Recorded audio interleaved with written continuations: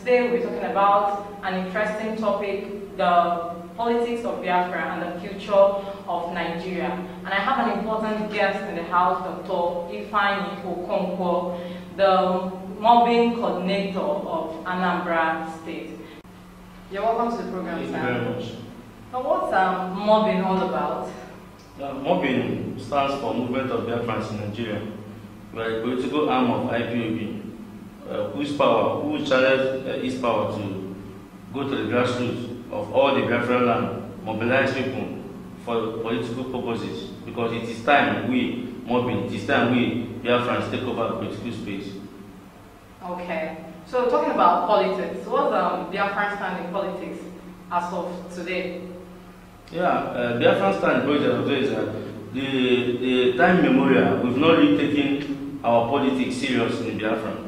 So that is why we are having so many issues today. But right now, we have decided to take our destiny in our hands and decided to go around Biafra land and conscientize and sensitize people so that they can participate politically, because it's one of the easiest means you can actually get a Biafra. So our stand is that every Biafran, anywhere you are, try and register and have your permanent voter's card. So what's if you talk about politics, what's really this interest in politics? How can you achieve Biafra by participating in politics? Yeah, mobbing actually went into politics to secure, so that Biafrans can secure their political territory. Just like some other people, some other nations that are agitating for their independence have done. I can mention but a few: Catalonia in Spain, South Sudan that broke away from Sudan. Then you talk about Scotland that are also agitating to move away from Great Britain. The truth is that if we Biafrans can actually take over our land politically, we can have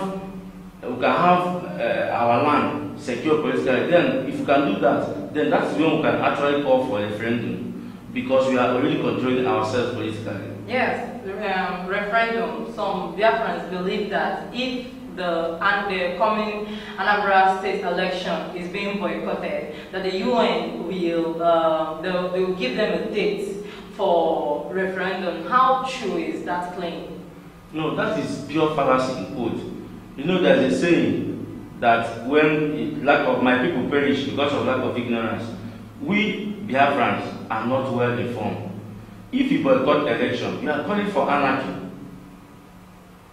And aside that, the constitution empowers a simple majority. So if those politicians, if those parties, their supporters actually cast their vote, of course some people will be in the street, some people will be in the polling unit to cast their vote. Even if it's 20% that cast their vote, the majority wins. So therefore, boycotting election will empower enemies of Biafra to take over our land. That's why we are calling on Biafrans to get their permanent voter card, register, and vote and protect their vote, and make sure that we occupy our territory politically by putting those who are Biafran activists, by putting those who actually have Biafran interests at that. A lot of political parties did their rally and their flag up, and a lot of people came out for it. So, did you see any of these parties having Biafran interests at heart? The truth is that there is none of these parties around that have Biafran interests at heart. That was the bitter experience we had with the other party, United Progressive Party, that we worked with. At a point in time, we realized that their own Biafra is at the leaves. They don't have Biafran interests at heart. And none of them have this Biafran ideology of equity, fairness, and justice. So we decided for now to pull out and decided to go to the drawing board. And so before subsequent elections, we will have our own Biafran party, where our people can actually come under and get our people elected politically. From what you just said so far about the political parties not having the Biafran interests at heart, okay, don't you think it justifies for those calling and agitating for boycott of the Anambra State election?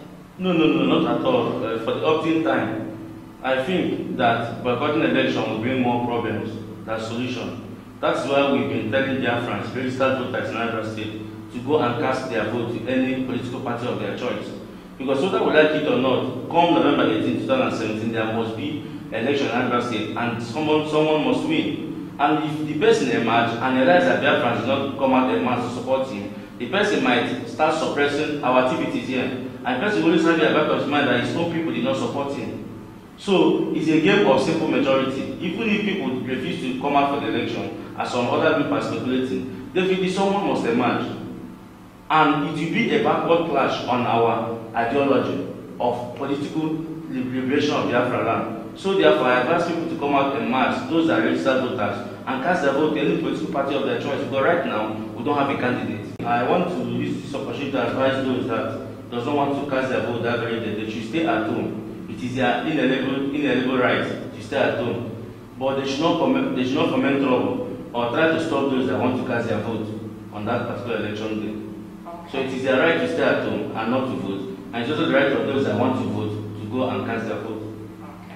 So there is a wonderful book written by Honorable Chudi of Fodele, The Politics of Biafra and the Future of Nigeria. Talking about the future of Nigeria, where have Nigeria drifted so far? Are they drifting to one Nigeria like the claim or the separation?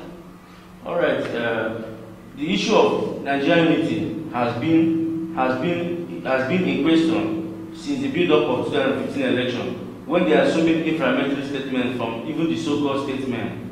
Now, after the election, the candidate emerged and went out of the country to tell the whole world that he's not going to treat those that gave 97% vote and those that gave 5% vote. So that is when the imagination actually crept in. Now, looking at the setting of Nigeria, how many people that are outside Biafra land have invested in Biafra land? There's no unity in Nigeria anywhere. If you look at the component of the current government, you look at the Inspector General of Police, you look at the Chief of Army Staff, you look at even the Senate President, the Biafrans are nowhere to be found. We have missed it. So therefore, the issue of Nigerian unity is in question. Nigeria has never witnessed this kind of division ever in their history than now. So we are talking about Nigeria has actually drifted, that many separatist groups, many agitating groups have emerged. So therefore, I think Nigeria have not got it right this time around. That is why so many agitators have emerged from different quarters. The Yorubas are calling for Oduduwa Republic. The United are calling for Niger Republic, and the Biafrans are calling for Republic of Biafra. Yeah. And nothing is being done. You look at the herdsmen, marauding herdsmen, killing people, armed herdsmen, and they are not declared terrorists. But the indigenous people of Biafra, unarmed young people, are declared terrorists. So you can see that Nigeria, the issue of unity is not existent. It's non-existent in Nigeria. There is no unity in Nigeria. Wow. So what is your advice to the youth out there, especially Biafrans, about politics and how to hijack power to Biafra land? I would advise you to abstain from violence because you are tired of seeing their blood spilled on the street and nobody cares, nobody questions, nobody asks questions. And nobody takes any whether proactive action or action when things have gone wrong. So I want to advise the youth to properly remain calm, remain law-abiding, and make sure that the only weapon they have to decide their fate politically in Biafra is to go to INEC office, get registered, and secure a permanent voter's card. With that permanent voter's card, they can actually participate in subsequent elections and in referendum when the time comes. But for now, the youth have to come together because we are the bulk of the electorate. We have the highest percentage of the electorate. This is our time and this is our destiny. So the earlier we come together as one and secure our land politically and participate. The Not Young to Run bill has been passed at the National Assembly. So I encourage you to come out and participate politically because we cannot leave our destiny in the hands of our fathers.